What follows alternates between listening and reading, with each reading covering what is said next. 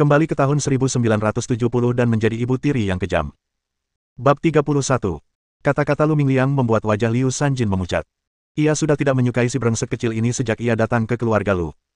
Matanya berputar-putar, membuatnya tampak licik, dan mulutnya yang kecil berceloteh. Hei, Mingliang masih muda dan belum mengerti. Apa yang dikatakan nenek itu benar. Hidup siapa yang mudah? Kalau bukan karena jasa ayahmu di militer, keluarga kita pasti sudah sangat miskin sampai-sampai kita tidak bisa makan.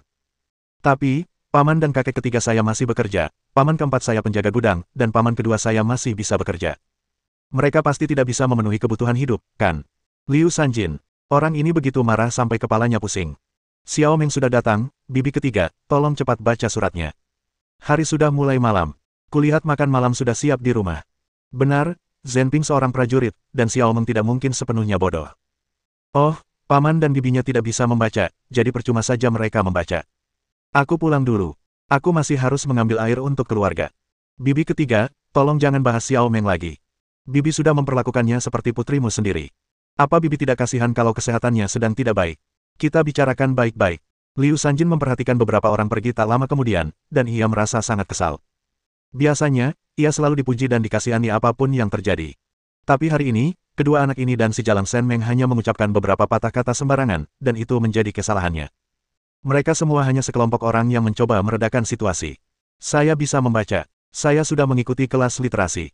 Bu Zhenping, berikan saya suratnya dan saya akan membacakannya untuk ibu mertua Anda. Baiklah, Paman Guai. Paman Guai menerima surat yang diserahkan Shen Meng, berdeham, dan perlahan membaca surat itu di bawah tatapan penuh harap Liu Sanjin. Xiao Meng, sudah 2 bulan sejak terakhir kali aku menulis surat untukmu. Apakah kamu sudah menerima uang saku yang kuminta dari rekan-rekanku bulan lalu? Apakah anak-anak baik-baik saja? Kalau kamu ada waktu, bisakah kamu mengajak anak-anak ke studio foto di kota kabupaten untuk berfoto? Aku sangat merindukan kalian semua. Bagaimana kabar orang tuamu, ayah mertuamu? Aku mendoakan mereka dari jauh. Setelah Paman Guai selesai membaca surat itu, suasana hening seperti ayam. Di kertas surat itu, hanya ada 5 kata pendek yang menyebutkan Liu Sanjin dan Lu Changsu.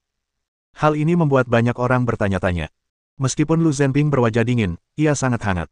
Mengapa ia menyebutkan hal seperti itu kepada orang tuanya sendiri? Liu Sanjin begitu marah hingga ia melihat bintang-bintang. Tanpa menunggu Paman Guai menghiburnya, ia berbalik dan pergi. Ia melangkah kecil-kecil dengan sangat cepat, bahkan lebih cepat daripada saat ia datang. Sungguh memalukan, sungguh memalukan. Semua reputasi baik yang telah ia bangun selama bertahun-tahun hancur dalam satu hari. Semua orang di desa Lujia tahu bahwa putra sulungnya, Liu Sanjin, sedang bertugas di militer dan melakukan pekerjaan dengan sangat baik.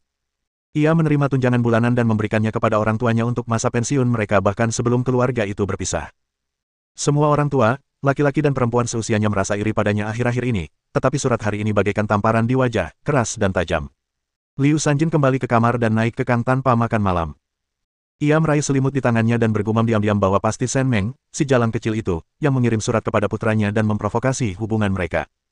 Kalau tidak, bagaimana mungkin putra berbaktinya tidak peduli padanya dan lelaki tua itu? Memikirkan hal ini, ia tiba-tiba duduk, turun dari tempat tidur, dan segera pergi mencari Lu Jiaxuan untuk menulis surat. Ia harus menulis surat kepada putra sulungnya untuk mengeluh tentang Shen Meng. Perbatasan Selatan Yunan. Lu Zhenping duduk di palang sejajar di lapangan latihan dengan sebatang rokok di mulutnya, menatap bulan yang menggantung di langit untuk waktu yang lama tanpa bisa kembali sadar. Angin kencang bertiup, dan Lu Zhenping melompat turun sambil memegang palang sejajar. Ia berputar di udara, menjepit kaki penyerang dengan kakinya, dan dengan cepat menggenggam palang sejajar tersebut. Dengan satu gerakan, ia menjatuhkan penyerang itu langsung ke tanah. Aduh, desis, Lu tua, berani sekali kau. Pinggangku hampir patah di sini. Lu Zhenping mengerutkan kening dan mengulurkan tangan untuk menarik Masiang yang tergeletak di tanah sambil terengah-engah. Kenapa kamu tidak tidur selarut ini? Apa yang kamu lakukan? Masiang mengusap pinggangnya dan menyeringai, bukankah karena aku melihatmu sendirian dan menunjukkan rasa rindumu? Kasihan sekali. Aku takut kau akan menangis, jadi aku bergegas menghiburmu, kan? Tertawa. Cek, kamu bahkan tidak menghargainya. Kamu jelas-jelas sangat merindukan istri dan anak-anakmu, tapi kamu selalu memikirkan orang lain. Biasanya, di levelmu, kamu bisa membawa anak-anakmu ke militer jika kakak iparmu masih hidup, tapi kamu selalu menyerahkan rumah yang ditugaskan kepadamu. Dan tahun lalu, kamu mengemasi barang-barangmu, tapi kamu bersikeras membantu Xiao Gu bertugas. Hei, putra bungsumu sudah berusia 3 tahun ini, dan kamu tidak merindukannya. Tapi kamu pantas mendapatkannya, siapa yang membuatmu begitu tidak egois? Lu Zhenping meliriknya dan merogoh sakunya untuk mengambil sebatang rokok.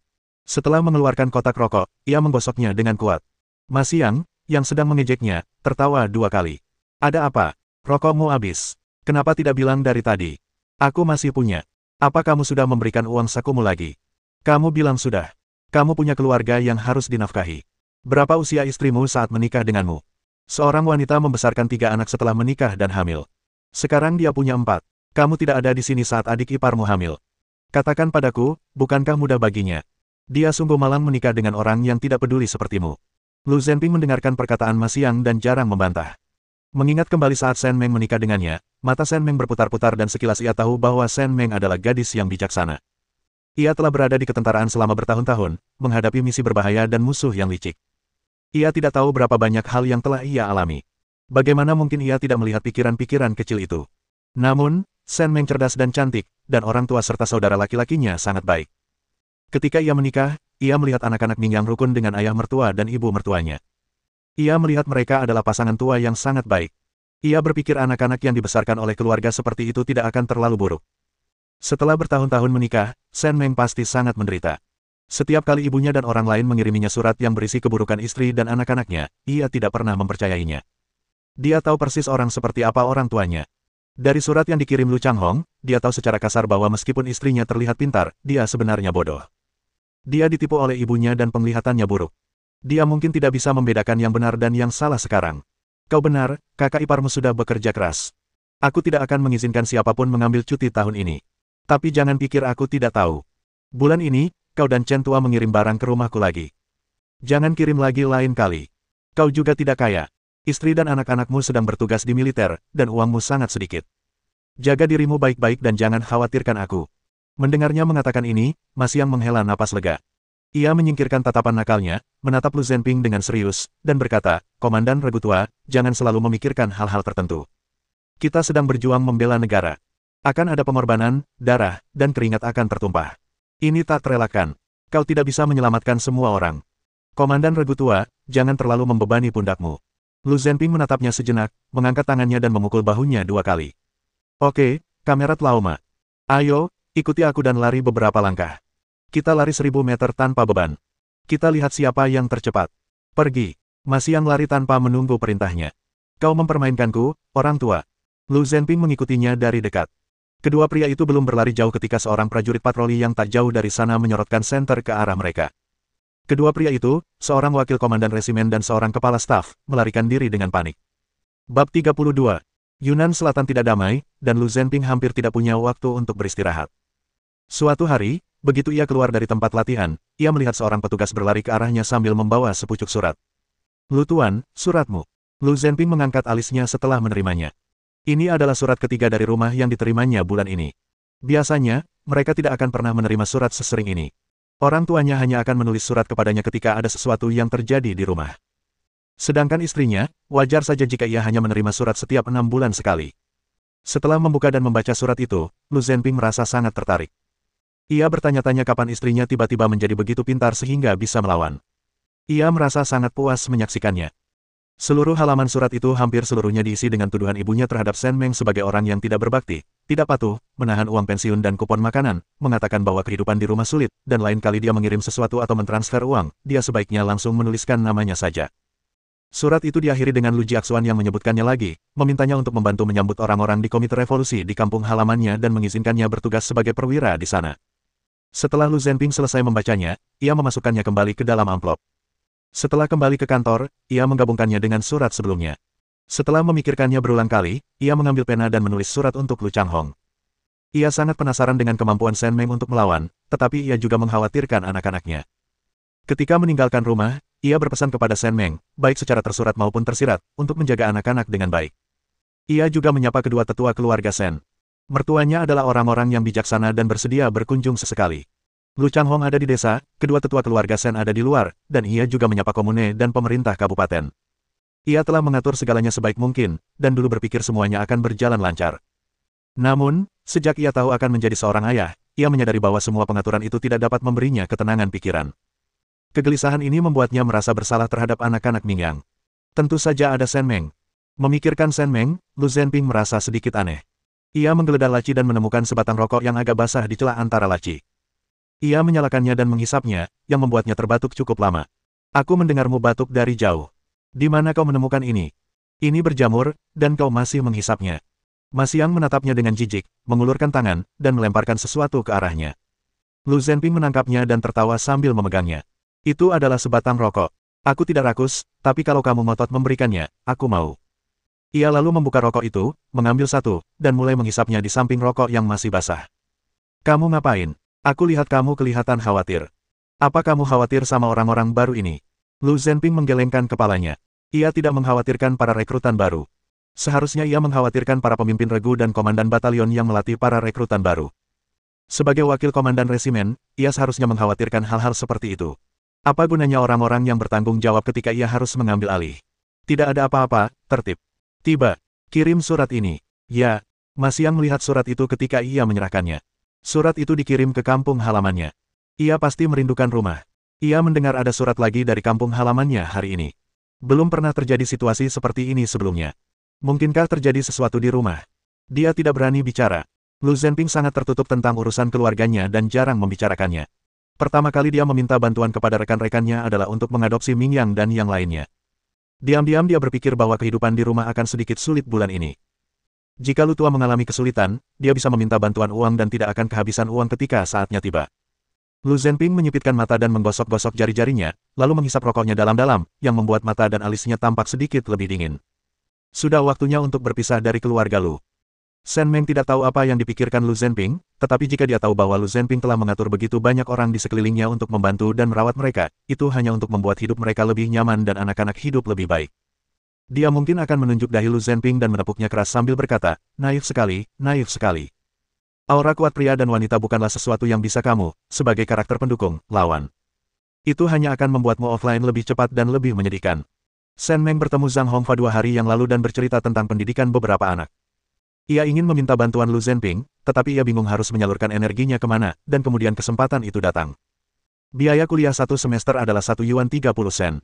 Keluarga Lu mengetahui bahwa Shen Meng telah mendaftar bersama ketiga anaknya, yang menyebabkan keributan lagi. Lu Jiahe masih membencinya karena membagi makanan, dan berkata terus terang bahwa jika dia masih ingin makan di rumah keluarga Lu, dia harus membayar makanannya, jika tidak, makanannya akan dibagi, yang tidak berbeda dengan membagi keluarga. Dia tidak mendapatkan banyak barang yang dikirim kakak tertuanya kali ini, dan ibunya masih menyuruh orang mengantarkan makanan ke ruang utama dari waktu ke waktu, yang benar-benar membuatnya marah. Ia bertengkar dengan Liu Sanjin mengenai hal ini. Dalam percakapan tersebut, Liu Sanjin menyebutkan bahwa Lu Jiaxuan ingin membangun rumah. Hal ini menimbulkan kegaduhan. Meskipun ia hanya tahu cara bekerja dan makan, bukan berarti ia orang yang akan merugi. Jika keluarga saudara keempat ingin membangun rumah, ia juga harus melakukannya.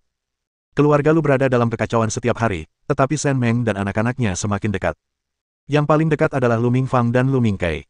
Mereka selalu bersama Shen Meng setiap hari dan tidak ingin berpisah sedetik pun, yang membuat Lu Ming yang cemburu. Bu, kita makan malam apa? Apakah kamu sudah mempelajari karakter-karakter yang diajarkan bibi ketigamu hari ini? Lu Mingliang segera berlari kembali untuk mencari buku catatannya dan menunjukkan karakter, Liang, kepada Shen Meng. Tulisannya miring dan karakter, Kou, kehilangan garis horizontal. Bu, lihat betapa bagusnya aku menulis. Kakakku tidak bisa menulis sebaik aku. Bibi ketiga bilang aku akan jadi murid yang hebat di masa depan dan punya potensi untuk jadi siswa terbaik. Shen Meng. Yang satu benar-benar berani mengatakannya, yang lain benar-benar berani mempercayainya. Bagus sekali. Ayo kita makan pangsit malam ini. Ibu membuat isiannya tadi siang dan menambahkan daging. Kalian semua bisa makan lebih banyak malam ini. Ibu menyisakan setengah mangkuk kecil. Nanti, kamu dan kakakmu bisa memanggil Daking, Ercing, dan Gao-Gao. Dulu kamu sering makan bersama mereka. Itu disimpan oleh ibu Daking dan bibi si Fengmu. Kita harus mengingat kebaikan mereka. Mingyang berada di luar memperhatikan adik-adiknya dan mendengarkan cerita ibunya, dan ia merasa bahagia. Meskipun ia merasa kasihan dengan makanan di rumah, ketika neneknya tidak memberinya makan, orang lainlah yang membantunya. Namun, saat dia melihat Mingliang berinteraksi dengan ibunya, dia merasa sangat iri. Bu, apa kita makan terlalu banyak akhir-akhir ini? Makan sup daging, iga babi, pangsit, dan roti. Bu, tiba-tiba makan seperti ini. Aku khawatir sekali. Apa kita akan segera mati? Lu Mingliang bergumam pelan. Ia pernah mendengar bahwa orang harus makan lebih baik setelah meninggal agar tidak kelaparan di kehidupan selanjutnya. Sejak ibunya sembuh, ia memasak untuknya dan saudara-saudaranya dengan cara yang berbeda setiap hari. Awalnya, ia sangat senang makan. Namun, lambat laun ia menjadi takut.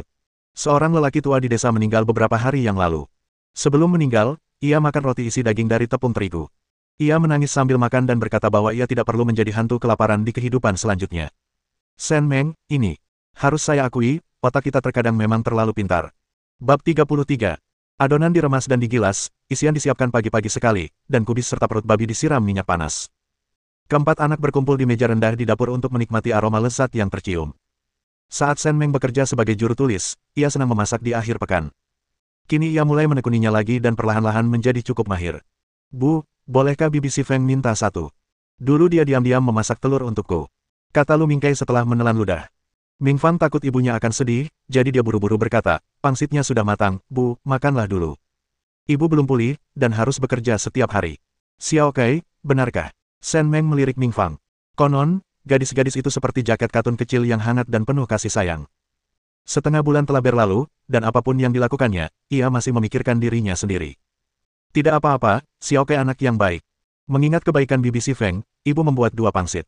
Kita akan makan yang tepung terigu putih dan menyisakan 1 mangkuk untuk daging, ercing, dan gao-gao. Ibu akan meminta mereka membawakan pangsit tepung terigu 2 butir itu untuk ibu mereka di dalam kantong yang sudah ibu siapkan. Sisanya akan dikirim kembali ke Nenek Chang. Ming Yang mengerutkan kening, lalu berkata dengan bingung, Bu, kenapa ibu memberiku 2 potong wajah? Kalau ibu memberikannya kepada seseorang, ibu pasti akan memberikan yang bagus. Kamu harus memberikannya kepada orang-orang dengan sukarela. Hidup di pedesaan sekarang sulit. Kalau kamu tidak memberikan pangsit tepung terigu isi daging kepada orang-orang tak tahu malu itu, mereka tetap akan datang dan mencoba memanfaatkanmu. Orang-orang seperti Ibu Daking, Bibi Si Feng, dan Nenek Chang, mereka sendiri hidup susah, tapi mereka tetap memikirkanmu. Bagaimana mungkin orang baik seperti itu menginginkan hal-hal baik seperti itu darimu? Jangan khawatir, isinya semua sama. Yang tepung terigu 2 butir mengandung lebih banyak tepung terigu dan lebih sedikit tepung jagung. Mereka bisa tahu dari seberapa banyak mereka makan. Setelah mendengar perkataan Sen Meng, Ming Yang tidak lagi keberatan. Apa yang dikatakan orang dewasa pasti masuk akal. Jika ibunya dulu, ia bahkan akan membawa kotoran domba ke kamarnya. Namun kini, ia tidak hanya memasak untuk mereka dengan berbagai cara, ia juga membalas budi orang-orang yang telah berbuat baik kepada mereka di masa lalu. Ibu seperti itu sungguh luar biasa. Ia merasa sedikit menyesal atas apa yang baru saja dikatakannya. Sen Meng pura-pura tidak menyadari perubahan ekspresi Lu Mingyang. Ia bekerja tanpa lelah dan segera menyelesaikan 2 pangsit. Lu Mingyang, dengan tatapan mata yang penuh semangat, sudah mulai memanaskan panci ketika Sen Meng telah membuat sebagian besar pangsit. Sekaranglah waktunya untuk memasukkan pangsit. Pangsit putih yang montok itu dimasukkan ke dalam panci. Selain suara kayu bakar yang berderak di tungku, yang terdengar hanyalah suara anak-anak yang menelan ludah. Air mendidih 3 kali, dan setelah pangsit matang, Sen Meng mengeluarkannya dan memberikan mangkuk besar kepada setiap orang. Ia hanya menyiapkan saus celup dan mulai menambahkan panci lain. Ruang untuk menyalakan api pun lega. Beberapa anak ingin makan dengan sumpit, tetapi melihat Sen Meng masih sibuk, mereka tidak mengangkat sumpit. Sebelumnya mereka tidak berani melakukannya, tetapi sekarang mereka tidak tahan melakukannya. Lu Mingkai menusuk pangsit montok dengan sumpitnya, memasukkannya ke dalam mulut dan meniupnya dengan keras, lalu berjalan mendekati Sen Meng dengan kaki kecilnya. Bu, makan dulu. Ia takut pangsitnya jatuh ke tanah, jadi ia dengan hati-hati meletakkan 1 tangannya di bawah pangsit yang agak merah karena panas. Baik-baik saja, terima kasih Xiao Kai. Dia meniupnya 2 kali dan memakannya di mulutnya. Dia bukan tipe orang yang bilang, ibu tidak mau makan, kamu makan dulu. Ibu tidak suka makan, sisakan untuk bayinya. Seorang ibu menunjukkan kasih sayang ke ibuannya dan ingin mewariskan hal-hal baik kepada anak-anaknya. Anak-anak juga ingin menunjukkan kasih sayang mereka kepada orang tua dan memberikan hal-hal yang mereka anggap baik. Kasih sayang itu timbal balik, dan dia adalah orang tua yang bersedia menerima kasih sayang anak-anaknya. Setelah Sen Meng memakan pangsit yang dibawakan Mingkai, dia mengusap rambutnya. Anak baik, cepat kembali dan makan. Ming Yang, kalian juga harus cepat makan. Aku akan mengambil panci ini dan yang berikutnya akan berisi mie 2 potong. Aku akan segera memanggil Daking dan Ercing. Habiskan panci ini selagi panas dan biarkan mereka mengambil yang berikutnya. Baik, Bu. Lu Mingliang langsung menjawab sebelum adiknya membuka mulut, meraih sumpit, dan mulai memakan pangsit. Keluarga Lu yang lama menolak mengantarkan makanan di desa Lujia bukanlah hal yang aneh lagi. Sen Meng memasak bersama keempat anaknya dan juga meminta untuk mengambil kembali sebidang tanah pribadinya dari keluarga istri tertua. Permasalahan ini masih menemui jalan buntu dengan para pemimpin desa. Alasannya, masalah ini tidak terselesaikan karena kepala keluarga istri tertua tidak ada di sana. Untungnya, Sen Meng mendapat uang saku dari Lu Zhenping, jadi tidak perlu terburu-buru. Selain itu, selama periode ini, Sen Meng tidak mengamuk, memukul, atau memarahi anak-anak, sehingga keluarga anak-anak miskin tersebut perlahan-lahan merasa lega. Setelah menerima surat Lu Zhenping, Lu Changhong bergegas pulang. Akhir-akhir ini ia sibuk berobat di luar dan tidak tahu apa yang terjadi di desa. Saat hendak membuka pintu, ia dihentikan oleh seseorang yang memanggilnya. Paman Changhong, kamu sudah kembali. Mingyang, kenapa kamu di sini? Lu Mingyang membawa barang-barang yang dibawanya kepada Lu Changhong seakan-akan ia sedang mempersembahkan sebuah harta karun. Paman Changhong, ibuku membuat pangsit dan memintaku untuk membawanya ke Nenek Chang. Paman, kamu juga harus makan. Ibumu mengemasnya dan memintamu untuk membawanya. Kenapa aku tidak percaya? Lu Mingyang mengerutkan bibirnya. Ia merasa lebih nyaman di depan Lu Changhong, tidak canggung seperti di rumah. Ibunya sudah membaik, tetapi ia tidak tahu bagaimana caranya mendekatinya. Benar, Paman Changhong, ibuku akhir-akhir ini sangat baik. Dia membelikan kami baju dan sepatu, dan menyekolahkan Mingyang dan Mingfang. Dia juga membuatkan kami pakaian berlapis kapas dan banyak makanan lezat. Dia tidak lagi memukul atau memarahi kami. Dia sungguh sangat baik, Paman Changhong, ibuku benar-benar telah berubah. Lu Changhong teringat tatapan mata Shen Meng yang penuh tekad saat merawatnya, yang membuatnya percaya untuk pertama kalinya. Kemudian, Shen Meng kembali ke rumah bata bersama anaknya. Saat itu, ia bertanya-tanya apakah Shen Meng berpura-pura melakukannya agar bisa kembali, tetapi ia tidak menyangka Shen Meng benar-benar baik kepada anaknya. Makan saja pangsit buatan ibumu. Paman dan nenekmu Chang tidak membutuhkannya. Kami punya makanan di rumah. Lu Mingyang menjejalkan pangsit ke tangannya dan melarikan diri. Paman, makanlah. Aku akan mengambil mangkuknya nanti. Hei, Mingyang, dasar bocah nakal. Lu Changhong sedang memegang pangsit hangat dan surat Lu Zhenping di tangannya. Ia tiba-tiba merasa lega. Ia telah menyembunyikan banyak hal yang telah dilakukan Shen Meng selama bertahun-tahun. Sekarang setelah Shen Meng berubah, ia telah menaati instruksi Zhenping. Ia hanya berharap Shen Meng bisa terus seperti ini dan tidak melakukan hal-hal buruk pada anak itu lagi. Daking, Erqing dan yang lainnya dipanggil ke keluarga Shen, dan secara misterius dibawa ke rumah oleh Lu Mingliang. Mingliang, apa yang kau lakukan? Kakakmu berlari keluar dengan panik, sambil memegang sesuatu. Mau kemana dia? Kakakku sibuk dan akan segera kembali. Jangan tanya aku. Lihat apa ini, hehe. Daking, Erqing dan Gao Gao memperhatikannya secara misterius membuka mangkuk yang tertutup, mata mereka langsung terbelalak. Pangsit tepung putih. Pangsit ini tidak hanya terbuat dari tepung terigu, tapi juga berisi daging. Ibu khusus menyediakan satu mangkuk untukmu, jadi cepatlah makan. 2 mangkuk lainnya untuk ibumu. Bawalah pulang diam-diam. Daking dan Erqing, ayahmu bodoh, jadi jangan berikan padanya. Tapi Gao Gao, kau boleh memberikannya padanya. Ayahmu sayang ibumu. Bawalah pulang dan biarkan ibumu mengunci pintu lalu memakannya. Mengerti? Gao Gao mengikuti ayahnya, Lu Yongjun, dan mengangguk kosong. Ia bahkan tidak bisa makan pangsit selama liburan, tetapi ia tidak menyangka akan memakannya di rumah Lu. Erqing dan Gao Gao hendak menangkap mereka ketika Daking menangkap mereka. Mingliang, kenapa ibumu meninggalkan pangsit untuk kita? Dulu dia selalu menyapu kotoran sapi meskipun jatuh di luar pintunya, tapi sekarang kenapa dia memberi kita makanan yang begitu lezat? Wajah Lu Mingliang menjadi gelap, dan dia mencibir padanya, ibumu lah yang menggali kotoran sapi, seluruh keluargamu menggali kotoran sapi. Bab 34. Daking, Erqing, dan Gao Gao tidak marah karena Lu Mingliang mengejek mereka. Malah, mereka tertawa 2 kali. Pangsitnya mengepul penuh nafsu. Mereka begitu rakus sehingga mereka hampir tidak bisa makan pangsit tepung putih bahkan selama tahun baru Imlek. Lagi pula, mereka semua anak dari keluarga miskin. Bagaimana mungkin mereka bisa langsung makan makanan enak seperti itu? Erqing dan Gao Gao sangat rakus sekarang, tetapi setelah mendengarkan beberapa kata, mereka tidak mau makan lagi dan bahkan tidak melihatnya. Makanlah. Adik laki-lakiku, adik-adikku, dan aku dulu sering makan makanan dari Bibi Lian Hua dan Bibi Si Feng. Ibu membeli pangsit yang dibuat khusus dengan daging kali ini dan menyuruhmu memakannya dan membawanya pulang dengan tenang. Jangan sampai bibi dan nenekmu tahu. Cepat makanlah. Aku tidak tahu kenapa ibuku begitu baik. Kalau kamu memikirkannya lagi, mungkin pangsitnya akan habis. Jadi, cepat makanlah. Sambil berbicara, Lu Mingliang mendorong ketiga orang itu ke mejanya. Semangkuk besar pangsit harum diletakkan di depan mereka. Mereka memandanginya lama-lama, tetapi tetap tidak berani memakannya. Bahkan si bungsu, Gao Gao, ingin mengitarinya, tetapi Mingliang dengan cepat menangkapnya, mengambil pangsit, dan memasukkannya ke dalam mulut. Gao Gao, yang tanpa sadar menggigit pangsit itu, langsung membeku. Kulit pangsit tepung putihnya kuat dan kenyal, isiannya segar dan harum dengan sedikit rasa pedas, membuat seluruh mulut penuh air liur. Gao Gao tak kuasa menahan diri, mengunyahnya 2 kali lagi, lalu menelannya dalam sekali teguk. Hehe, enak, iya. Masakan ibuku memang enak, belum lagi yang lainnya. Daking, Erqing, kalian makan juga. Kami semua sudah kenyang. Mangkuk ini khusus untuk kalian. Ibuku masih membuat pangsit di dapur, khusus untuk ibumu. Cepat makan dan kembalilah agar ibumu juga mencicipinya. Lu Mingliang sedikit gembira. Ia senang akhirnya bisa membalas budi orang-orang yang telah membantunya, dan ia merasa sedikit lebih menyayangi Shen Meng sebagai ibunya. Shen Meng mendengarkan di luar pintu sebentar, lalu kembali ke dapur sambil membawa saringan. Ia tidak terlalu memikirkan apa yang dikatakan Lu Mingliang kepadanya.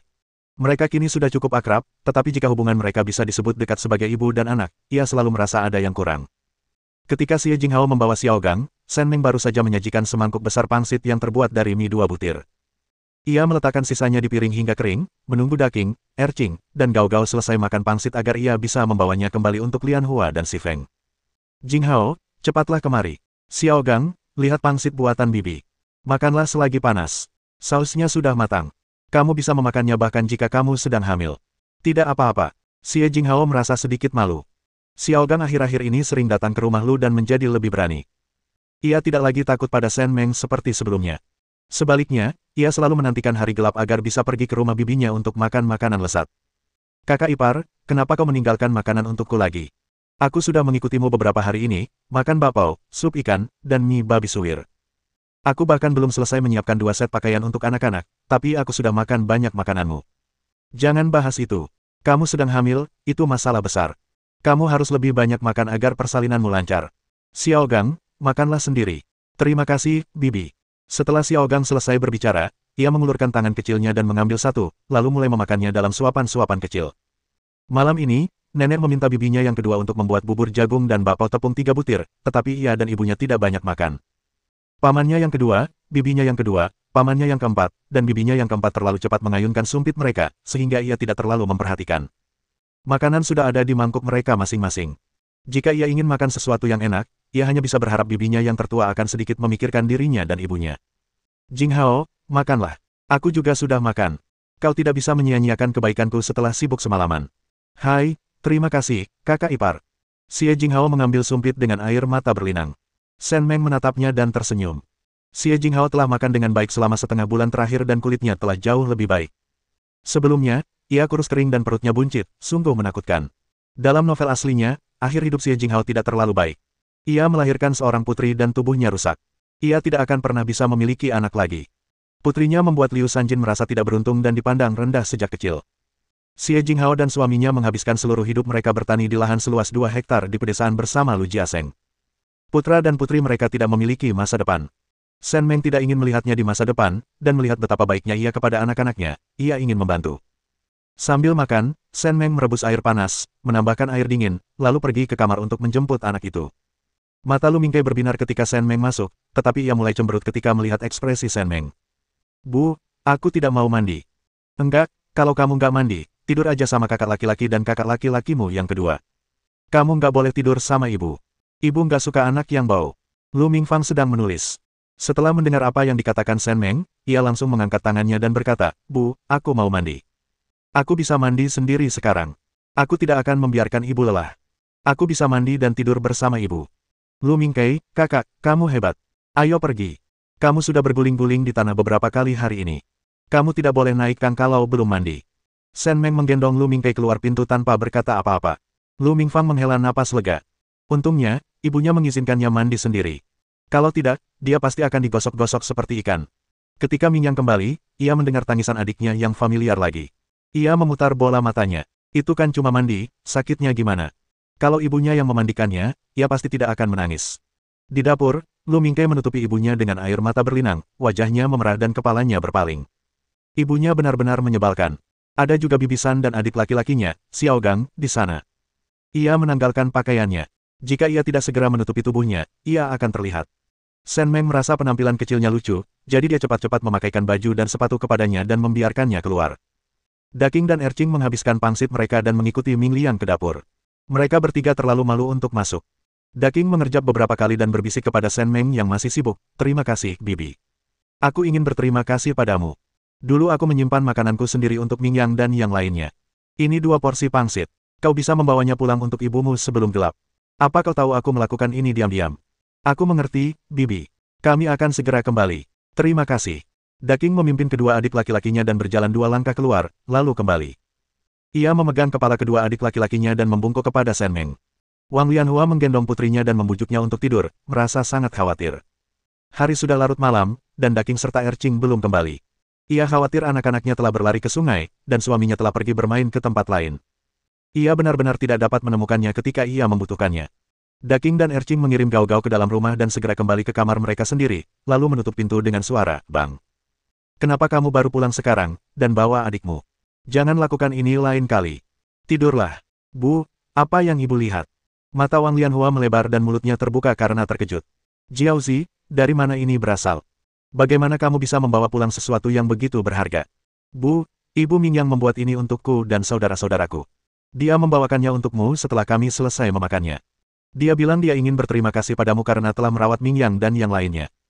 Wang Lianhua memandang kedua putranya yang konyol dan merasa sangat marah. Kami hanya memberi Mingyang dan keluarganya beberapa kali makan, dan makanannya tidak enak.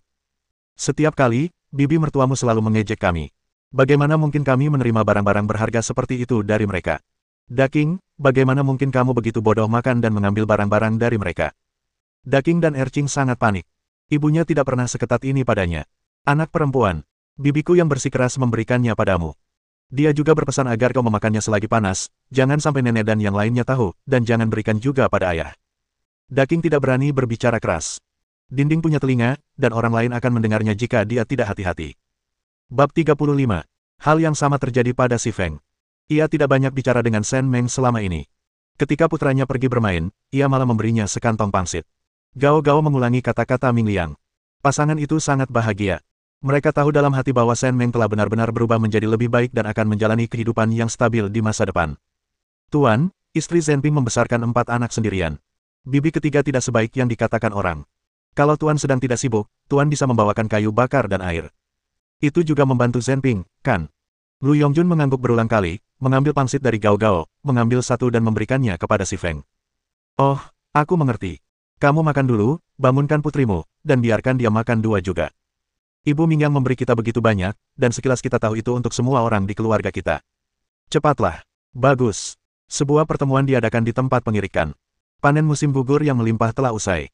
Setelah gabu di gudang dibayarkan sebagai gabu umum, sisa gabu harus didistribusikan. Kali ini, tidak banyak yang didistribusikan, dan sebagian besar akan dibagikan di akhir tahun. Shen Meng berencana untuk pergi keluar mulai hari ini. Ia membawa pengki di bahunya, memegang tangan Ming Kai dengan satu tangan, dan sekop rumput dengan tangan lainnya. Ming Fang juga mengenakan pakaian bersih dan mengikuti di belakang mereka. Sebelum dia berjalan jauh, Wu Xianglan, yang sedang memecahkan biji labu dan bersandar di dinding, menyapanya. Kakak ipar sudah merasa lebih baik sekarang, apa yang kamu lakukan? Dalam novel aslinya, Wu Xianglan adalah antek Zhou Jiao. Shen Meng awalnya tidak ingin memperhatikannya, tetapi kemudian ia berpikir bahwa orang ini berpikiran sederhana, suka bergosip, dan mudah terprovokasi. Mungkin ia bisa berguna di masa depan. Ya, saya merasa jauh lebih baik beberapa hari terakhir ini. Saya pikir saya tidak bisa terus-menerus bekerja sepanjang hari, jadi saya pergi memotong rumput dan menjemurnya untuk dijadikan kayu bakar nanti. Wu Xianglan memandang Shen Meng, Lu Ming Kai, dan Lu Mingfang. Ia sudah lama tidak bertemu mereka. Shen Meng tidak hanya terlihat lebih baik, tetapi anak-anaknya juga berpakaian lebih baik dan makanannya lebih enak.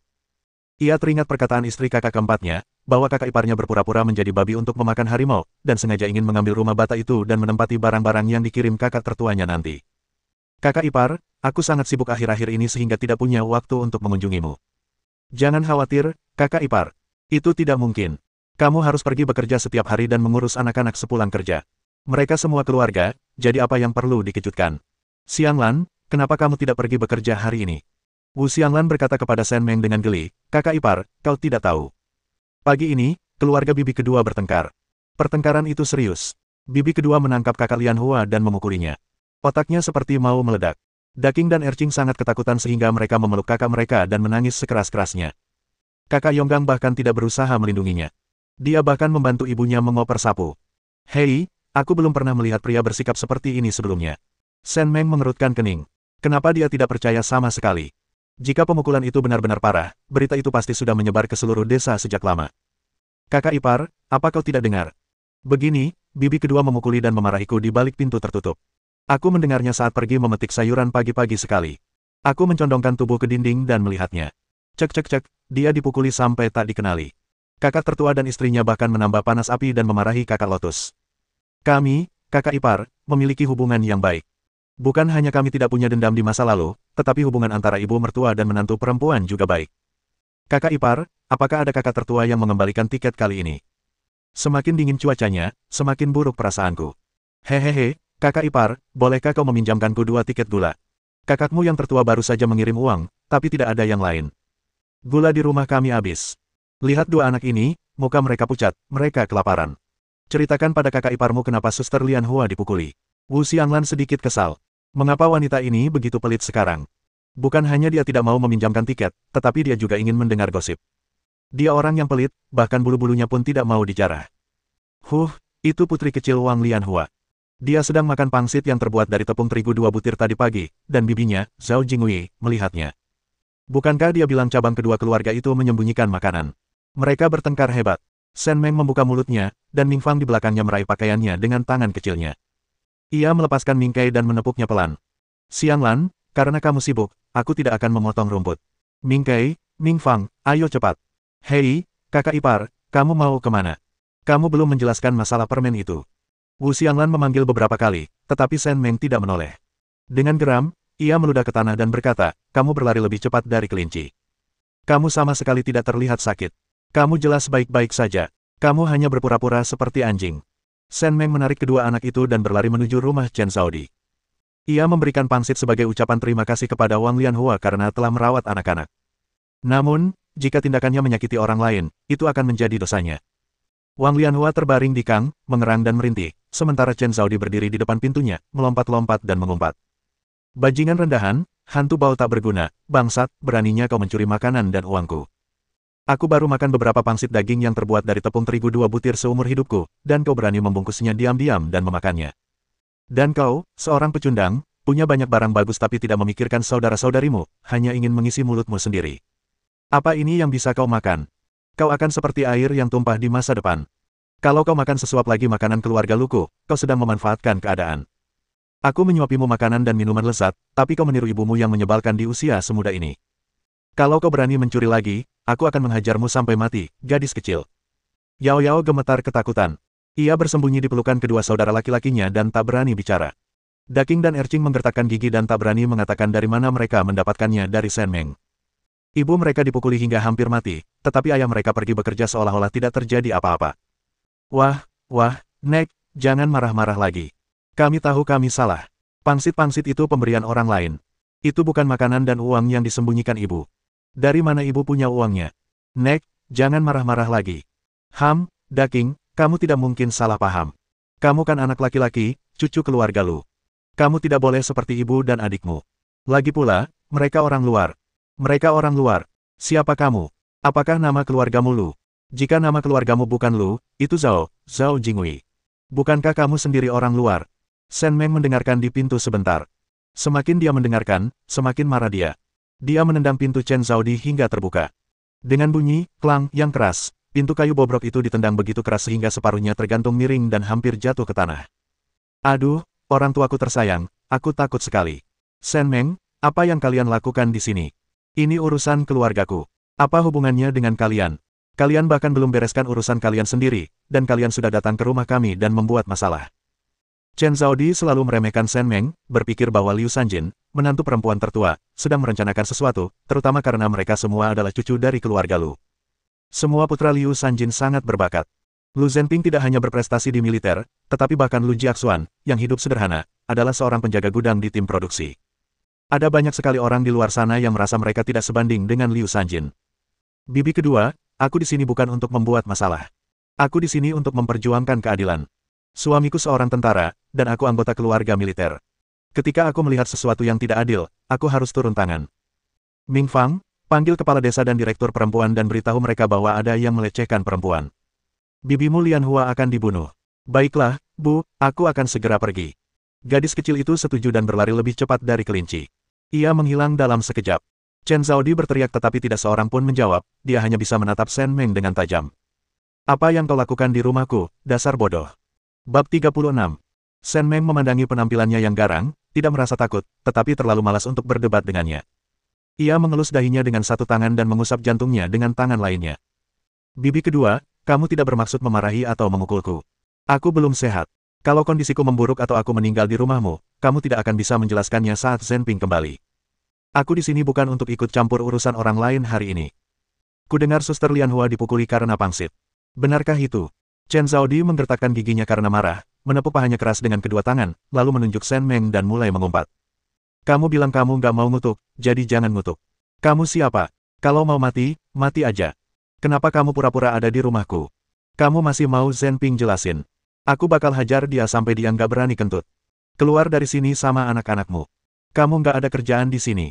Lu Mingkai begitu ketakutan hingga tubuhnya gemetar.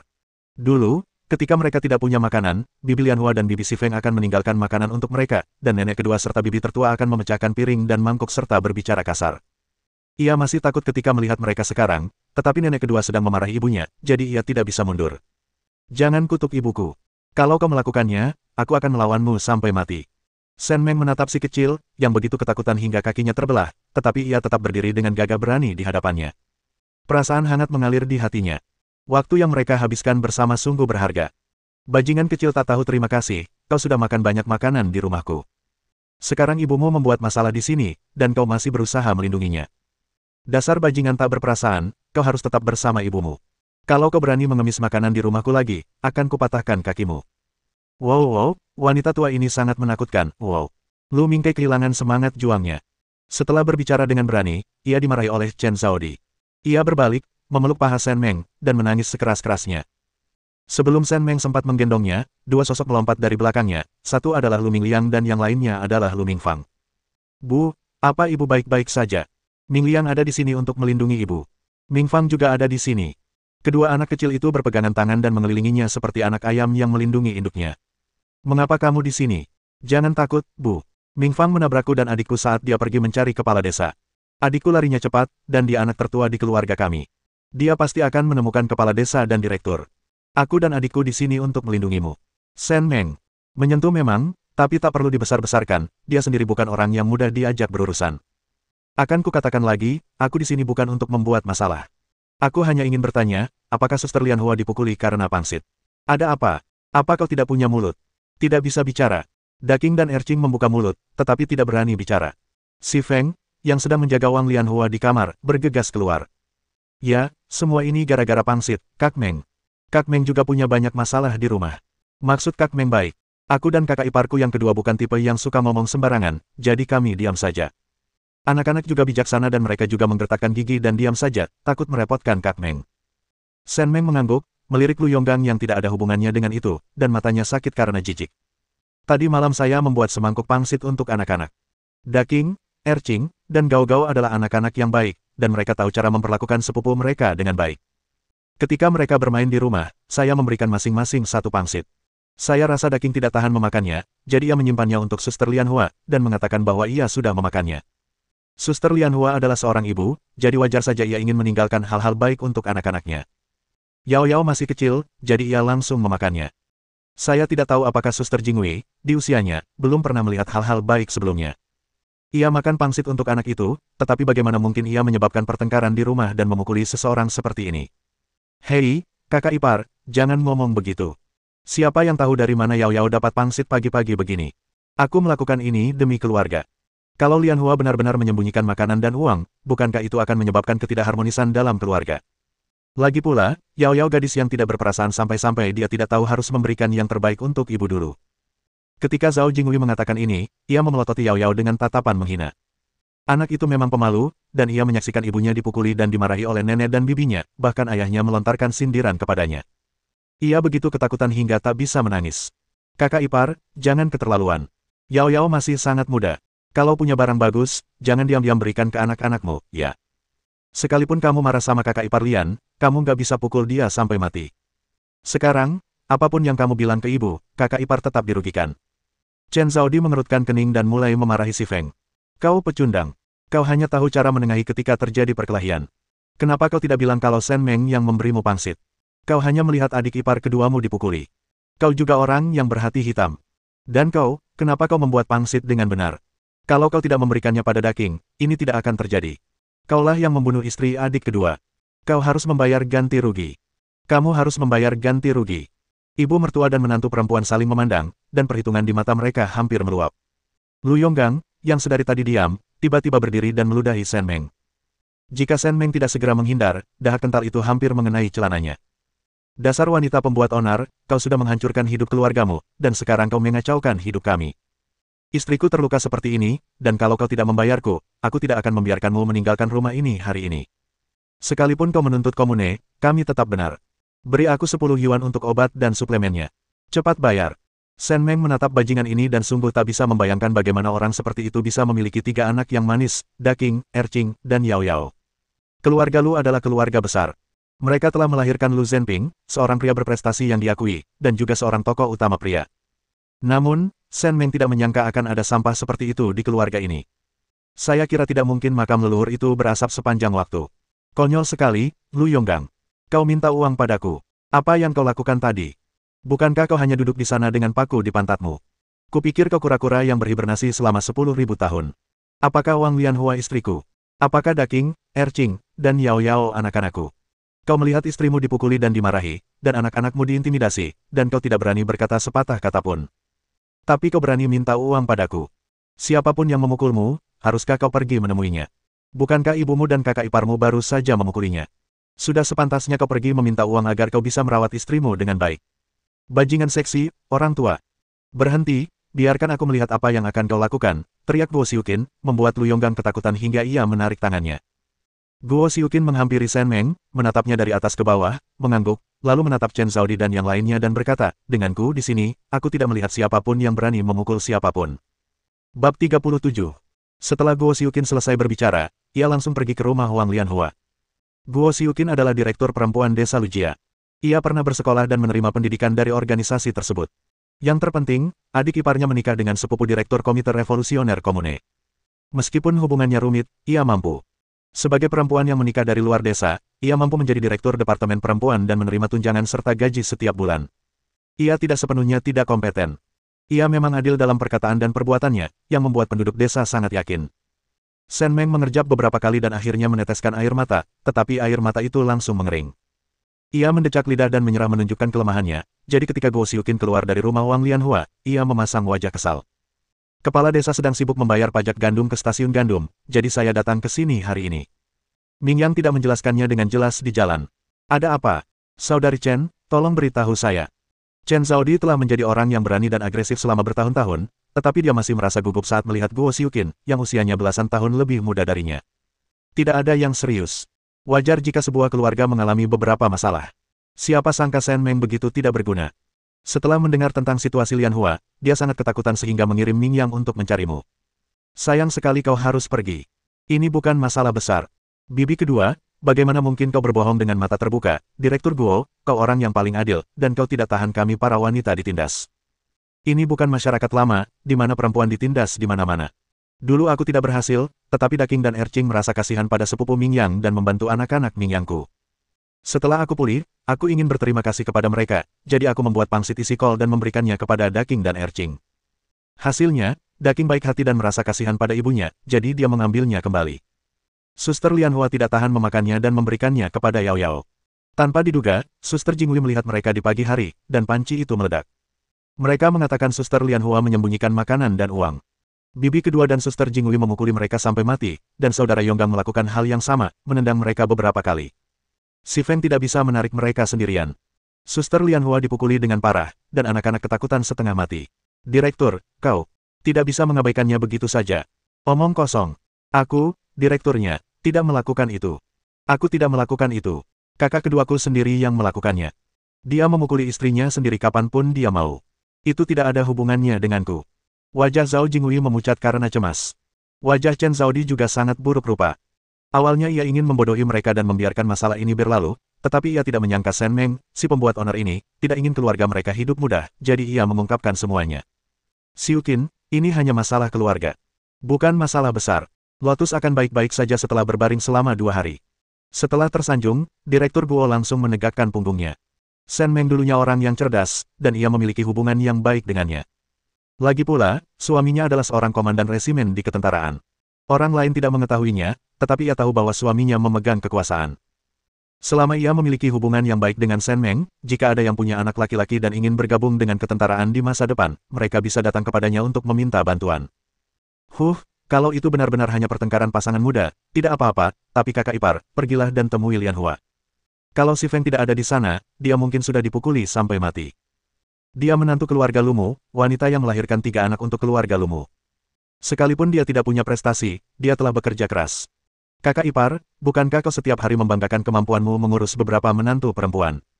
Kalau kau begitu cakap, bagaimana mungkin Lian Hua menyembunyikan makanan dan uang? Dan kau, Jingwei, sebagai kakak ipar tertua, bukan saja tidak berusaha membujuknya, tapi malah memukulnya. Apakah dia kakak iparmu atau samsak tinjumu? Dan aku mendengarmu memarahi Yao Yao dari kejauhan. Bukankah kalian sendiri perempuan? Kau meremehkan perempuan seperti ini. Aku tidak bisa membiarkan masalah ini begitu saja. Aku harus memberi contoh untuknya. Hei, Siukin, kita semua dari desa yang sama. Jangan membesar-besarkan masalah ini. Ayah mereka meninggal dunia di usia muda, dan tidak mudah bagi perempuan tua sepertiku membesarkan anak-anak ini. Aku membantu mereka menikah dan punya anak, tapi sekarang aku bahkan tidak bisa mengambil uang sebagai ibu mertua saat aku tua nanti. Lagi pula, bukankah para perempuan tua memperlakukan kami seperti ini saat kami masih muda? Chen Zhaodi tidak mengerti, ia benar-benar tidak mengerti. Semasa kecil, ibu mertuanya memukul dan memarahinya. Ia akhirnya menjadi ibu mertua, dan menggunakan metode yang ia pelajari dari ibu mertuanya. Mengapa ia menangkapnya dan menjadikannya contoh? Era apa sekarang? Kau masih menyiksa menantu perempuanmu. Sekarang masyarakat sudah berubah. Para pemimpin bilang perempuan bisa menopang separuh langit. Kau memukuli Lian Hua seperti ini. Bukankah separuh langit runtuh di keluargamu? Kau tidak bisa hidup dengan baik, tapi kau harus melakukannya. Kita akan segera sibuk menanam gandum. Saudari Lian Hua tidak bisa mendapatkan poin kerja karena cederanya. Direktur, aku benar-benar takut setelah kita pergi, saudari Lian Hua akan disiksa lagi. Shen Meng mengangkat segenggam rambutnya dan berkata kepada Guo Xiuqin. Kau benar, kakak ipar. Jingwei, kau menghajar seseorang seperti ini. Organisasi pasti akan mengkritikmu. Kau juga harus memberi kompensasi pada Lian Hua. Aku akan melaporkan situasi ini ke organisasi. Tunggu pemberitahuannya. Si Feng, kau sudah melakukan pekerjaan dengan baik. Jagalah kakak iparmu yang kedua. Jika ada yang berani mengganggunya, datanglah padaku. Yonggang, apa yang kau lakukan masih berdiri di sana? Cepat cari Dr. Lu. Apa kau benar-benar ingin anakmu kehilangan ibu? Kata-kata Guo Xiuqin sangat berbobot. Tak perlu berdebat seperti Shen Meng. Apapun yang dikatakannya adalah kebenaran, dan tak seorang pun di keluarga Lu berani mengatakan sepatah kata pun. Chen Zhaodi tadi melompat-lompat seperti ayam, tetapi sekarang ia berdiri di sana dengan tangan terkepal seperti cucu. Siang harinya, Shen Meng hanya memasak sepanci sup pangsit tomat, telur, jagung, dan mie, lalu kembali ke rumah. Anak-anak melihat wajahnya yang tampak sedih dan tidak berani berbicara, karena takut ia akan tiba-tiba melompat dan kembali ke penampilannya sebelumnya. Shen Meng duduk di kang cukup lama tanpa bergerak. Wang Lianhua dipukuli dengan sangat parah, dengan memar di sekujur wajahnya. Ketiga anak Daking berbaring di sampingnya, menangis, ketakutan seperti binatang kecil. Ia tidak menyangka bahwa hanya dengan niat baik sederhana saja akan membawa bencana sebesar itu bagi Wang Lianhua. Ia tahu bahwa pedesaan di tahun 1970-an sangat miskin, tetapi ia tidak membiarkan kata itu tersimpan dalam benaknya. Ia tidak menyangka bahwa pangsit yang terbuat dari biji-bijian campuran dapat membawa bencana sebesar itu bagi orang-orang. Untuk pertama kalinya, Shen Meng merenungkan diri dan pikirannya. Apakah ia salah mengirimkan pangsit kepada orang-orang tadi malam? Haruskah ia menyimpan hal-hal baik untuk dirinya sendiri? Ia tiba-tiba teringat bahwa ketika Ming Fang keluar dengan pakaian bersih dan rapi, banyak orang di desa tidak memujinya. Malah, mereka banyak melontarkan kata-kata sarkastis kepadanya. Gadis kecil itu tidak keluar sepanjang hari. Bagaimana dia memberitahu Ming Fang saat itu? Ini bukan salahmu. Ini karena ayahmu sangat luar biasa. Mereka iri dan cemburu padamu, tapi mereka tidak sebaik dirimu. Bab 38. Suasananya sangat suram saat keluarga Lu sedang makan malam. Liu Sanjin menatap Xie Jinghao dengan marah. Dia mengajak Xiao Gang menonton Shen Meng setiap malam. Dia tidak percaya bahwa itu tidak ada gunanya sama sekali. Wu Xianglan juga tidak senang. Ia ingin meminjam kupon gula dari kakak iparnya hari ini, tetapi kakak iparnya menolak. Ia pun memberikan pangsit daging sesuai janjinya. Ia begitu baik hati memberikannya kepada Daking dan Erqing, jadi mengapa ia tidak memberikannya kepada Yongqiang dan Yongli-nya sendiri? Yongqiang dan Yongli tidak tahu apa yang dipikirkan ibu mereka. Mereka hanya mengikuti ayah mereka, melambaikan sumpit mereka. Makan, makan, makan, yang kau lakukan cuma makan. Tidak bisakah kau bermain dengan adikmu, Mingyang, saat kau tidak punya kegiatan? Lihat bibimu, dia hanya memikirkan orang lain saat ada makanan lezat, dan tidak memikirkanmu sama sekali. Mereka keponakanmu, tapi kau sama sekali tidak merasa kasihan pada mereka. Kenapa kamu malah ngomongin anak-anak? Itu bukan salah mereka. Shen Meng memang hebat. Dia tidak punya anak dan tidak tahu bagaimana menghormati ibu tua sepertiku. Jiaxuan, apa kakak tertuamu sudah membalas suratmu? Lama sekali, kenapa kamu tidak mendengar kabarnya? Sebaiknya kamu tanya tukang pos kalau dia lewat. Lu Jiaxuan menelan bubur di mangkuknya dan berkata dengan suara berat, tidak, aku sudah menulis 2 atau 3 surat, tapi tidak ada satu pun balasan. Ibu, apa menurutmu adikku tidak mau membalas? Tidak, apa kau tidak tahu seperti apa kakakmu? Kalau dia tahu seorang ibu sepertiku telah disakiti, dia pasti akan melupakannya dan kembali menemuiku meskipun sedang menjalankan misi. Liu Sanjin mengangkat dagunya dan menatap Lu Jiaxuan dengan bangga. Ia mengenal putranya. Lu Jiaxuan tidak berkata apa-apa. Ia tidak perlu meninggalkan misinya dan kembali menemui ibunya, tetapi selama kakak laki-lakinya melihat surat itu, ia pasti akan membalas. Ia sudah hampir 3 tahun tidak pulang dan pasti merindukan rumah. Jiaxuan, kurasa ibu benar. Bukankah di surat terakhirmu kau bilang kau pergi ke Yunnan Selatan? Kudengar tempat itu tidak tenang. Kakak mungkin sedang sibuk dan tidak melihatnya. Jangan khawatir. Zhou Jiaojiao mengulurkan tangan dan menepuk lengannya. Tapi bagaimana mungkin Lu Jiaxuan tidak cemas? Dia adalah sekretaris komune. Jika dia mendapatkan pekerjaan ini, dia tidak hanya akan mendapatkan gaji tetapi juga tunjangan. Itu adalah mangkuk nasi besi sungguhan, yang berbeda dari penjaga gudang tim produksi. Jika dia melakukan pekerjaan dengan baik, dia mungkin akan dipromosikan di masa depan. Sekarang ada terlalu banyak serigala dan terlalu sedikit daging. Jika dia tidak bisa memikirkan cara, pekerjaan ini tidak akan ada hubungannya dengannya. Aku tidak mau makan lagi. Aku mau jalan-jalan. Hei, Jiaxuan, tunggu aku akan pergi bersamamu. Zhou Jiaojiao menatap punggungnya, buru-buru melempar sumpitnya, dan berlari pergi. Ia masih memikirkan untuk membangun rumah baru. Terakhir kali, Lu Jiaxuan meminta pamannya, Lu Zhenping, untuk mencari cara mengajukan permohonan sejumlah batu bata dan genteng agar mereka bisa tinggal di rumah batu bata dan genteng. Segala sesuatunya tidak pernah berhenti dan dia tidak pernah melepaskannya. Liu Sanjin sangat marah ketika melihat Xie Jinghao dan Xiao Gang masih makan. Xie Jinghao, kamu benar-benar menantu perempuanku yang baik. Kamu pergi ke rumah Shen Meng setiap hari, dan dia tidak memberimu keuntungan apapun. Dia bisa makan pangsit. Kamu begitu rajin berusaha menyenangkannya. Aku takut dia akan memberimu daging naga untuk dimakan. Xiao Gang begitu ketakutan hingga ia tak berani membuka mulut untuk makan dan bersembunyi di depan ibunya. Xie Jinghao tak meletakkan sumpitnya. Suaminya sedang mencari nafkah di luar dan ada makanan untuk 3 kamar mereka di rumah. Kenapa ia tak boleh makan? Ia hanya makan saja. Oke, kamu makan saja, makan yang banyak. Lalu cuci piring, cuci baju, sapu lantai, dan beri makan ayam dan bebek. Liu Sanjin mendengus dingin, mengambil roti kukus sayur, berbalik, dan kembali ke rumah.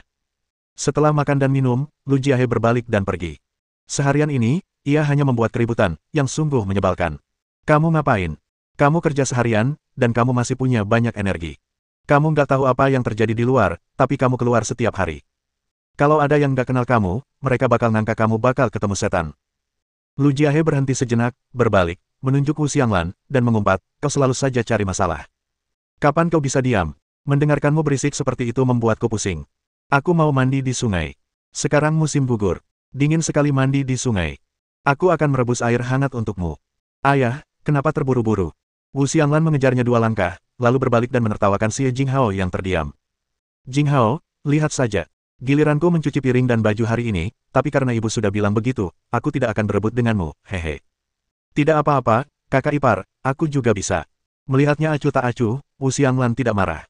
Ia mendekatinya dan berkata, hei, Jinghao, aku ingin bertanya, kamu pergi ke rumah kakak iparmu setiap hari. Apakah dia memasak makanan lezat untukmu setiap hari? Kakak iparku benar-benar jahat. Bagaimana mungkin dia bisa memasak sesuatu yang enak untukku? Dulu aku membantunya menjahit baju. Dia berjanji memberiku 2 potong kain sisa. Xiao Gang tidak bisa tidur sendirian di rumah, jadi dia membawanya. Wu Xianglan mengerutkan bibirnya. Ia sama sekali tidak percaya. Shen Meng memang pelit saat pelit, tapi terkadang ia juga murah hati. Jika ia bisa memberi pangsit untuk Daking dan Ercing, ia juga bisa memberi makanan enak untuk keponakan-keponakannya. Ia memutar bola matanya, menyapa Xie Jinghao, lalu mengantar putri dan putranya kembali ke rumah. Setelah Shen Meng mengetahuinya, dia menemukan sebuah keranjang, mengemas beberapa barang, dan menemukan sebotol minyak safflower dari luar angkasa. Di luar, Ming Yang dan beberapa orang lainnya duduk bersama, berbisik-bisik. Ketika pintu terbuka, anak-anak itu ketakutan dan gemetar. Ming Yang, aku mau pergi menemui bibi Lianhuamu. Kamu tinggal di rumah dan jaga adik-adikmu. Bibi keduamu akan segera datang. Ada 2 mangkuk sup pangsit di panci. Biar bibi keduamu dan Xiao Gang yang memakannya nanti. Baiklah, ibu. Bu, aku juga mau pergi. Aku juga mau pergi. Lu Mingkei ketakutan. Ia takut ibunya yang lembut akan menghilang. Ia ingin terus mengawasinya agar merasa tenang. Baiklah, Xiao Kai, ikutlah denganku. Baiklah, biarkan Xiao Kai mengambilkan keranjang untukmu. Xiao Kai sangat kuat. Shen Meng menyentuh kepala Lu Mingkei dan berkata, anak bodoh, aku bisa menanggungnya. Kalau kamu mau membantuku, tunggu sampai kamu dewasa, belajarlah dengan giat, cari uang, dan aku akan menikmati hidup yang baik bersamamu, oke? Lu Mingkei dan teman-temannya mungkin tidak tahu, tetapi mereka tahu cara menghasilkan uang. Ayahnya mengirimkan uang ke rumah setiap bulan. Bu, kalau aku sudah besar nanti, aku akan membiarkan ibu menikmati hidup dan tidak melakukan apa-apa. Jadilah anak baik. Shen Meng merasa manis di hatinya saat mendengar itu. Lu Mingyang, yang sedang bersiap menyapu lantai di belakang, mengerutkan bibirnya. Kedua adik laki-lakinya, yang lebih tua dan yang lebih muda, hanya akan berusaha menyenangkan ibu mereka dengan kata-kata, tetapi dia tidak akan melakukannya. Dia adalah putra sulung dari istri pertama. Ketika ayahnya tidak ada, dialah yang menafkahi keluarga. Dia tidak bisa belajar dari adik-adiknya untuk bersikap seperti anak manja. Dia sama sekali tidak punya kejantanan. Bagaimana mungkin dia bisa melindungi ibunya? Sepulang kerja di malam hari, Chen Zhaodi dan Zhao Jingwei diseret keluar oleh Guo Xiuqin untuk dikritik dan didenda 3 yuan kepada Wang Lianhua. Lu Yonggang juga diberi pelajaran. Ketika para perempuan tua di desa yang diam-diam memaksa menantu perempuan mereka melihat hal ini, mereka begitu ketakutan hingga mengencangkan ikat pinggang, takut seseorang akan melaporkan mereka dan mereka akan berdarah-darah. Bab 39. Ketika Shen Meng membawa Xiao Kai ke dalam rumah, Si Feng sedang menyuapi bubur untuk Wang Lianhua. Lampu minyak tanah yang redup menyinari wajah mereka berdua, membuat alis dan raut wajah mereka tidak terlalu jelas. Kakak Meng sudah datang, cepat masuk. Si Feng meletakkan mangkuk di tangannya, mengundang Shen Meng masuk ke dalam rumah, lalu berlari keluar untuk menuangkan semangkuk air hangat. Kakak ipar, silakan duduk. Kakak ipar kedua saya tidak punya ketel di kamarnya. Saya menuangkan ini di kamar saya. Silakan minum. Suhunya pas. Saya tidak sibuk, saya hanya datang untuk menemui Suster Lianhua. Sejujurnya, ini salah saya. Saya kurang berpikir matang dan membuat Suster Lianhua menderita. Wang Lianhua sedang bersandar di lemari kang, mengenakan jilbab di kepalanya, dan wajahnya ditutupi dengan bercak-bercak warna-warni, yang tampak agak menyeramkan. Kak, apa yang kau bicarakan? Kau baik hati. Kau memberi makanan yang begitu lezat untuk Daking dan Ercing, dan membawa beberapa untuk Si Feng dan aku. Kudengar dari anak-anak bahwa mereka masih makan pangsit dengan tepung putih dan isian daging. Kak, kau sangat murah hati. Jika itu keluarga orang lain, tidak akan ada yang begitu murah hati. Wang Lianhua berkata ragu-ragu, tubuhnya berkedut kesakitan, dan ia berbicara dengan lemah. Si Feng mengangguk ke samping. Ia makan banyak pangsit kemarin. Rasanya luar biasa. Ia belum pernah makan pangsit selezat ini seumur hidupnya. Pangsit itu tampak seperti terbuat dari tepung 2 butir, tetapi ia tahu pangsit itu mengandung lebih banyak tepung putih dan lebih sedikit tepung jagung. Kudengar ibu mertuamu dan kakak iparmu memberimu kompensasi 3 yuan. Kamu harus menyembunyikan uang ini dengan baik, dan jangan sampai uang itu lari. Hei, saudari, jangan khawatir, aku menyembunyikannya dengan baik. Ibu mertuaku memang pelit. Semua ini berkatmu karena dia mencabuti bulu-bulunya kali ini. Kalau tidak, aku pasti akan menerima pukulan ini dengan sia-sia. Ketika Wang Lianhua mengatakan ini, hidungnya berkedut sedikit dan dia menangis keras. Shen Meng menggelengkan kepalanya dan mengeluarkan barang-barang di keranjang. Ini setengah pon gula merah dan 1 pon kue telur. Awalnya aku ingin pakai telur, tapi aku takut bibimu yang kedua akan memanfaatkan telur-telur itu untuk membuat masalah, jadi aku minta seseorang membelikan ini untukmu. Kamu bisa menyembunyikannya dan memakannya. Itu tidak akan berhasil, Kak. Aku sudah makan pangsitmu. Kalau aku minta begitu banyak, kita tidak akan bertemu lagi. Barang-barang berharga seperti itu sulit dibeli. Jangan sia-siakan untukku. Shen Meng meletakkan benda itu ke tangan Wang Lianhua dan memegang tangannya erat-erat. Jangan cari alasan. Dulu aku agak tidak bisa diandalkan, tapi kalian berdua mengurus anak-anak, dan aku bersyukur. Kita kan sepupu, jadi kita harus lebih sering bertemu nanti. Wang Lianhua hendak menolak Shen Meng, tetapi Si Feng tersenyum dan berkata, kakak ipar kedua, ambil saja. Ini hadiah dari kakak Meng. Dia benar. Kita bersaudara, dan kita harus sering saling mengunjungi di masa depan. Karena keduanya sudah berkata begitu, Wang Lianhua tidak bisa berkata apa-apa lagi. Ia mengeluarkan 3 kue telur di hadapan mereka, memberikan setengahnya kepada masing-masing anak, dan meminta Si Feng untuk mengunci sisanya di lemari kang. Benar, tapi aku masih punya sesuatu untuk dikatakan. Kalau Suster Lianhua dan Si Feng merasa perkataanku salah, anggap saja aku tidak pernah mengatakannya, oke. Kamu baru saja bilang kita saudara, kenapa kamu bersikap sopan lagi? Xiao Meng, bicaralah terus terang, kami mendengarkan. Saya belum banyak berinteraksi dengannya sebelumnya, tetapi sejak Shen Mengkou, dia menjadi jauh lebih baik dan lebih manusiawi. Dia tidak lagi mempermalukan orang lain ketika berbicara kepada mereka. Dia juga berpengetahuan luas dan sopan dalam segala hal.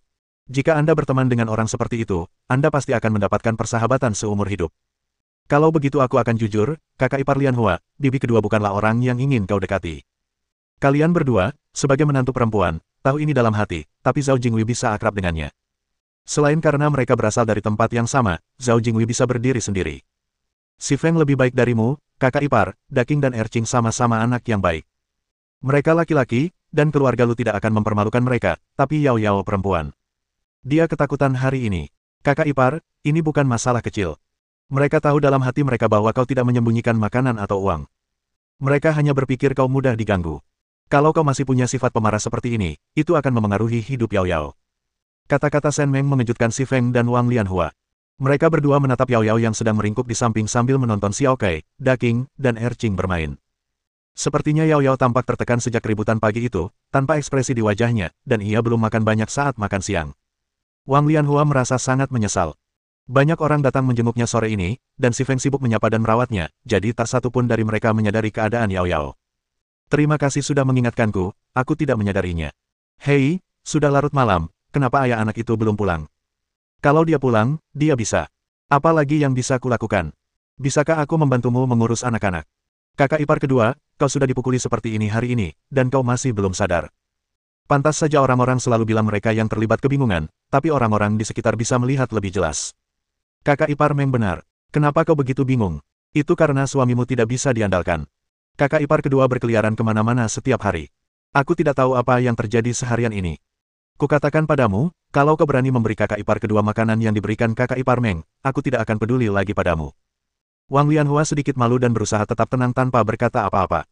Shen Meng melihat sudah hampir waktunya, dan anak-anak masih perlu mandi sesampainya di rumah. Xie Jinghao masih menjahit pakaian bersama anak-anak, jadi dia tidak bisa tinggal lebih lama lagi. Baiklah kalau begitu, aku akan kembali. Oh, dan ini minyak safflower yang dikirim Zhenping dari Yunnan Selatan. Si Feng, kamu bisa mengoleskannya pada Suster Lianhua untuk membantu melancarkan peredaran darah dan mengatasi stasis darah. Hei, terima kasih, Kak Meng. Aku tidak akan mengantarmu. Nanti kalau kakak iparku yang kedua sudah sembuh dan bisa bangun tidur, kita main bareng ya. Baiklah, kembali. Setelah Shen Meng berhubungan seks lagi, Si Feng kembali ke rumah sambil memegang minyak safflower. Wang Lianhua berbaring di tempat tidur dengan tatapan kosong, tidak tahu apa yang sedang dipikirkannya. Si Feng menghela napas, meletakkan minyak safflower di atas meja Kang, dan berkata pelan, aku tak pernah menyangka kakak iparku akan begitu jernih sekarang. Dulu, dia sibuk menyenangkan bibi ketiga atau saudari-saudari Hu itu. Mereka bilang mereka adalah tanggungan militer, tetapi sebenarnya, mereka adalah para perawan tua yang dibawa pulang oleh keluarga Lu untuk mengasuh anak-anak. Sekarang berbeda, dia rukun dengan anak-anak. Mingyang dan yang lainnya akan memperlakukannya seperti ibu mereka sendiri. Dia tercengang. Dia pasti akan menjalani kehidupan yang lebih baik di masa depan. Kakak ipar kedua, lihat, bahkan kakak ipar Meng pun bisa hidup dengan baik. Kamu juga harus lebih memikirkan dirimu dan anak-anak. Wang Lianhua tidak berkata apa-apa. Perasaannya campur aduk dan ia bingung harus berbuat apa untuk sesaat. Shen Meng membawa Lu Mingkei pulang. Hari sudah mulai gelap. Si kecil agak takut dan memeluk erat ibunya. Tiba-tiba ia melihat bayangan hitam jatuh ke tanah. Ia tiba-tiba membeku dan menarik pakaian Shen Meng dengan suara gemetar. Bu, ada hantu jatuh. Ibu melihatnya. Shen Meng terkejut mendengar kata-kata si kecil dan hampir menyeret anak itu ke tempat persembunyian. Ia sebenarnya agak takut, terutama di jalan pedesaan ini. Tidak ada lampu jalan dan cahaya bulan tidak terlalu terang. Daun-daun kuning di pepohonan di kedua sisi jalan berdesir, dan sesekali kicauan serangga dan burung membuatnya sedikit gugup. Setelah diingatkan Lu Mingkei, ia juga melihat hantu yang dibicarakan si kecil. Bab 40. Meskipun Shen Meng takut, dia tidak bisa menunjukkan rasa takutnya saat ini. Lagi pula, ada bayi yang menempel di kakinya. Jika dia lari ketakutan, bayi itu akan ketakutan setengah mati. Tidak apa-apa, Xiao Kai, tidak ada hantu di dunia ini. Kita anggap saja tidak melihat apa-apa dan pulang saja. Kita akan segera pulang. Ia membungkuk dan memeluk Lu Mingkei, menahan keinginan untuk berlari, lalu berjalan cepat menuju rumah. Lu Mingkei masih kecil, dan ia berbaring di bahu ibunya, memejamkan mata ketakutan, tetapi ia masih tidak bisa membuka mata dan melihat ke arah tempat itu. Tiba-tiba ada gerakan di sana, dan ia tiba-tiba mencengkeram leher Shen Meng dengan erat. Bu, hantunya bergerak. Itu benar-benar hantu. Wow, Xiao Kai ketakutan. Shen Meng ketakutan, dan dengan tangisan Lu Mingkei, ketakutan dan sakit hatinya tiba-tiba berubah menjadi amarah. Ia menggertakkan gigi, berbalik, dan berjalan menuju hantu itu. Ia ingin melihat makhluk apa yang berani menakuti bayi kesayangannya itu. Ketika Lu Mingkei melihat ibunya berjalan menuju hantu, ia tiba-tiba merasa sedih. Ia mengira ibunya mungkin kerasukan. Ia meniru trik yang dipelajarinya dari wanita tua di sebelahnya, mengulurkan tangan kecilnya, dan mencubit kuat-kuat piltrum Shen Meng. Shen Meng, his. Xiao Kai, apa yang kau lakukan? Sakit sekali rasanya. Bu, ibu benar-benar tersihir. Ini bukan arah rumah kita. Ibu salah jalan. Xiao Kai lah yang menyelamatkan ibu. Shen Meng, terima kasih banyak, sungguh. Separuh wajah Shen Meng berkedut hebat karena kesakitan. Ia tak menyangka anak setengah dewasa seperti itu bisa memiliki kekuatan sebesar itu di tangannya. Ketika ibu dan anak itu masuk, mereka menemukan seseorang tergeletak di tanah dan sesekali bergerak. Shen Meng mendekati orang itu, tetapi sebelum ia menyadari siapa orang itu, Lu Mingkei telah keluar dari tubuhnya. Bu, ini Amen. Apa? Hati Shen Meng tergerak ketika mendengarnya. Ia teringat bahwa sepertinya ada bagian seperti ini di buku itu. Seorang pria jatuh sakit di pinggir jalan dan bertemu dengan Zhou Jiaojiao, tokoh utama wanita yang bangun pagi-pagi untuk mencuci pakaian di tepi sungai. Ia dengan santai memberikan bakpao yang diam-diam ia taruh di baskom kepada pria itu. Kemudian, setelah pria itu kembali, ia mengenali Zhou Jiaojiao di Sanjing dan diam-diam banyak membantunya. Pria bernama Aman itu kesulitan bangun ketika melihat seseorang datang. Saat itu awal musim gugur dan cuaca masih agak dingin di malam hari, tetapi tidak terlalu dingin sampai ia menggigil. Shen Meng punya rencana. Ia begitu gembira hingga hampir melompat-lompat. Ia mengangkat tangannya dan menempelkannya di dahi pria itu, dan memang terasa panas. Kamu demam, jangan takut. Aku bukan orang jahat, juga bukan radikal. Aku tidak akan melakukan apapun padamu. Suamiku tentara, dan kebetulan aku punya obat di sini. Minumlah dulu. Shen Meng mengeluarkan obat penurun demam dan anti peradangan dari sakunya dan memasukkannya ke mulut Aman tanpa menunggu dia mengatakan apapun. Rasa pahit menjalar di mulutnya. Aman meregangkan lehernya dan menelannya dengan susah payah. Seluruh wajahnya berkerut seperti kulit jeruk. Terima kasih, saya akan segera pergi. Bagaimana mungkin Shen Meng melewatkan kesempatan besar untuk menunjukkan kasih sayangnya? Ia segera mengulurkan tangan untuk mendukung Amen. Melihat ibunya akan membantu Amen, Lu Mingke tertawa dalam hati dan ingin ikut membantu, jadi ia mengulurkan tangan untuk mengambil keranjang kosong di tanah. Hah! Si kecil mencoba beberapa kali untuk mengambilnya tetapi gagal, dan mau tidak mau ingin mengangkat kain itu untuk melihatnya. Shen Meng segera mengambilnya dan berkata, lihatlah anakmu, ada barang-barang yang ibumu taruh di sini, bagaimana kau bisa mengeluarkannya, haha. Setelah membantu pria itu berdiri, ia mengeluarkan sebuah roti kukus Shepherd's Purse dari keranjang. Ia membelinya di sebuah toko ketika ia tinggal di pedesaan. Roti itu dibuat dengan Shepherd's Purse yang empuk di musim semi dan harganya cukup mahal. Kamu pasti lapar. Ini roti kukus yang dibuat dengan kulit kacang gembala kering buatan rumah. Makanlah. Shen Meng menyerahkan roti kukus yang masih hangat kepada Aman. Aman kini berusia 16 tahun. Ia telah dikirim ke desa Lujia bersama kakeknya selama 6 tahun. Dia jatuh sakit hari ini karena kakeknya sudah tua dan kesehatannya kurang baik. Dia berlari ke gunung untuk mencari makanan buruan untuk tubuhnya. Namun, dia tidak menemukan apapun untuk dimakan setelah berlari seharian. Dia merasa mengantuk di sore hari. Dia pergi ke sungai pada malam hari untuk menangkap ikan, tetapi tidak berhasil dan jatuh sakit. Ada saat di hatinya bahwa lebih baik dia mati saja. Apa gunanya hidup seperti ini? Seluruh tubuhnya gemetar, memegang pangsit sayur hangat di tangannya, tetapi ia tak pernah memasukkannya ke dalam mulut. Ia mengenal wanita di depannya, satu-satunya anggota militer di desa Lujia. Ia dulu memandang rendah orang lain, tetapi konon setelah ditanduk sapi, pikirannya tiba-tiba menjadi jernih. Namun dia tidak menyangka bahwa dia bisa bersikap baik padanya lagi. Makanlah. Kalau kamu tidak jaga diri, apa yang akan terjadi pada kakekmu? Dia sudah sangat tua. Kalau terjadi apa-apa padamu, bukankah nyawanya akan melayang? Teringat kakeknya, hidung Aman terasa sedikit perih. Ia tak sempat berpikir panjang dan segera menghabiskan pangsit sayur di tangannya. Saat hendak mengatakan sesuatu, sebuah ketel diberikan kepadanya. Aman, bagaimana seseorang bisa keluar larut malam dan datang dengan membawa segala sesuatunya, termasuk makanan dan air? Minumlah air. Xiao Kai dan aku tadinya sedang mengunjungi Ibu Daking, dan kebetulan kami bertemu denganmu. Ada makanan di keranjang ini. Kau bisa membawanya kembali ke kakekmu. Itu bukan barang berharga. Lu Mingke membuka mulut kecilnya, menatap ibunya, lalu Amen, lalu keranjangnya. Semua ini di luar jangkauan otak kecilnya. Ia berjinjit dan mencoba melihat keranjang yang diberikan ibunya. Mengapa berbeda dengan yang dilihatnya sebelumnya? Ia benar-benar bingung. Dan ibunya bilang akan menemui Ibu Daking, bukankah ia baru saja melihatnya? Lu Mingke tiba-tiba mencubit filtrumnya. Ia bertanya-tanya apakah ia telah disihir. Aduh, ada apa, Mingke? Jangan sungkan. Adikmu, Aman, lapar. Kami masih punya sedikit di rumah. Ibu akan mengambilkannya untukmu nanti. Aman, cepatlah kembali sebelum gelap. Aku akan meminta Mingyang dan anak-anak lain untuk bermain denganmu nanti malam dan membawa pulang keranjangnya. Kami akan segera kembali. Shen Meng tidak menunggu penolakannya, dia segera menggendong Lu Mingke dan berlari pulang sambil menggendongnya. Karena demamnya, reaksi Aman agak lambat dan gerakannya pun jauh lebih lamban. Dengan bantuan cahaya bulan yang redup, ia mengangkat kain di atas keranjang dan melihat bahwa selain sarang sayuran, ada juga 2 pangsit sayuran dan baunya seperti daging. Ia segera menutupi barang itu dengan kain, lalu terhuyung-huyung menuju kandang sapi yang sedang memegang keranjang. Ia berjalan sangat cepat, takut ada yang menemukannya dan mencuri barang-barangnya. Bahkan di malam hari, pasti ada milisi yang berpatroli di pinggir jalan.